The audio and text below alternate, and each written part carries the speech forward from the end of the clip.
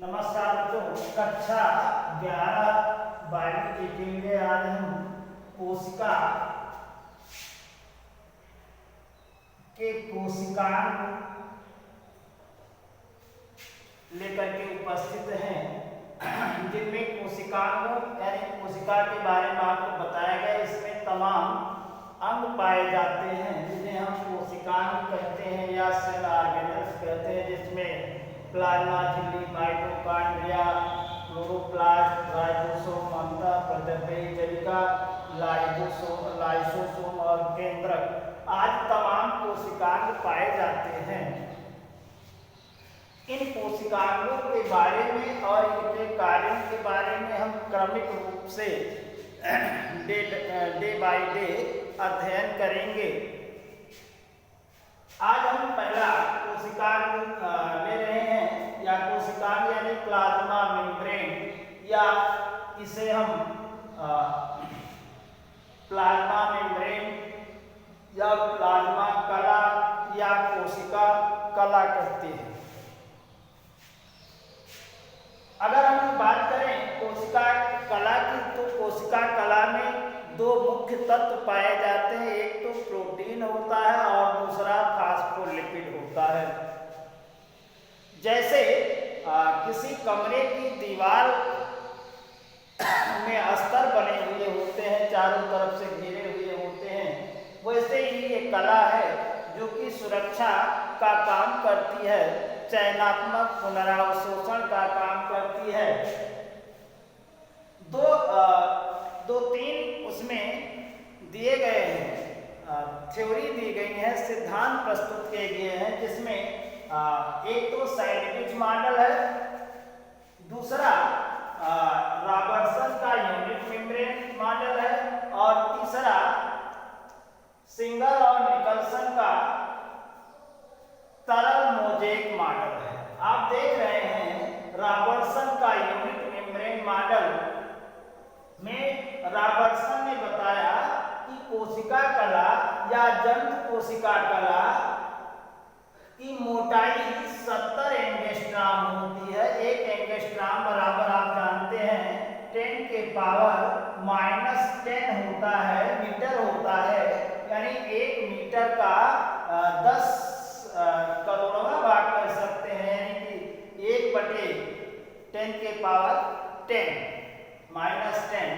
तो और जिसमें 3 स्तर है, एक तो फास्फोलिपिड स्तर है और दूसरा प्रोटीन स्तर है। रॉबर्टसन ने बताया कि फास्फोलिपिड स्तर की मोटाई 35 एंगस्ट्रॉम होती है, जबकि दोनों तरफ फास्फोलिपिड के दोनों तरफ जो स्तर पाए जाते हैं प्रोटीनियस स्तर है, यानी प्रोटीन का बना हुआ होता है, उसकी मोटाई 20 एंगस्ट्रॉम होती है। तो कुल मिलाकर के कोशिका कला की मोटाई की बात करें तो ये 75 एंगस्ट्रॉम इनकी मोटी कोशिका कला होती है। दोनों तरफ प्रोटीन लेयर पाए जाते हैं और बीच में फास्फोलिपिड का लेयर पाया जाता है, और टोटल मोटाई 75 एंगस्ट्रॉम होती है। इसी से मिलता जुलता सैंडविच मॉडल है। दूसरा मॉडल आपको बताया गया सिंगर और निकोलसन का एकक कला मॉडल। उन्होंने इस मॉडल का खंडन किया। उन्होंने बताया ऐसा नहीं है कि दोनों तरफ केवल प्रोटीन पाए जाते हैं। कोशिका कला में प्रोटीन और के मॉलिक्यूल और फास्फोलिपिड के कण इस प्रकार से व्यवस्थित होते हैं जैसे फर्श पर मोज़ेक के दाने बिछाए गए हों, अर्थात फास्फोलिपिड स्तर में कई प्रकार के प्रोटीन पाए जाते हैं। एक तो परिधीय प्रोटीन पाए जाते हैं, तरल प्रोटीन, तनल प्रोटीन पाए जाते हैं, इंट्रिंसिक एक्सट्रिंसिक प्रोटीन पाए जाते हैं। तो इस तरह से उन्होंने सिंगर और निकलसन ने बताया कि प्रोटीन के मॉलिक्यूल फास्फोलिपिड स्तर में इस प्रकार से समाहित होते हैं जैसे कि किसी फर्श पर मोज़ेक के दाने बिछाए गए हों।